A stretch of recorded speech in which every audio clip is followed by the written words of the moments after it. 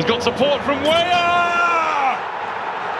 Champions লিগে রিয়ালের উত্তেজনাপূর্ণ জয়, এমবাপ্পে 2 গোল। দৈনিক সংবাদ দিগন্ত পত্রিকার সাথে যুক্ত আমি ফারজানা ইসলাম মধু। রিয়াল মাদ্রিদ চ্যাম্পিয়ন্স লিগের নতুন মৌসুম শুরু করলো জয়ের সঙ্গে। মঙ্গলবার রাতে সান্তিয়াগো বার্নাব্যুতে প্রথম ম্যাচে তারা মার্সেইকে 2-1 গোলে হারায়। রিয়ালের জয়ের হিরো হিসেবে ছিলেন কিলিয়ান এমবাপ্পে, যিনি নতুন মৌসুমের প্রথম ম্যাচে জোড়া গোল করেন। মার্সেই 22 মিনিটে টিমোথি উইয়ের গোলে এগিয়ে যায়। 6 মিনিট পর রদ্রিগোকে ফাউল করার কারণে রিয়াল পায় পেনাল্টি, যা সফলভাবে এমবাপ্পে ব্যবহার করে সমতা ফিরিয়ে আনে। ম্যাচে আরও কিছু সুযোগ তৈরি হলেও প্রথমার্ধে আর কোনো গোল হয়নি। 70 মিনিটে রিয়ালের বড় ধাক্কা আসে, যখন কারবাহাল প্রতিপক্ষ গোলরক্ষকের সঙ্গে ঝগড়ায় জড়িয়ে লাল কার্ড পান। ফলে রিয়াল 10 জনের দলে পরিণত হয়। তবে কম খেলোয়াড়ের দল হলেও রিয়াল চাপে থাকা সত্ত্বেও এমবাপ্পে দ্বিতীয় পেনাল্টি থেকে গোল করে দলকে জয় এনে দেয়। এরপর আর কোনো গোল না হওয়ায় ম্যাচ শেষ হয় 2-1 ব্যবধানে রিয়ালের জয় হয়। এই জয়ের মাধ্যমে রিয়াল মাদ্রিদ নতুন চ্যাম্পিয়ন্স লিগ মৌসুম শুরু করছে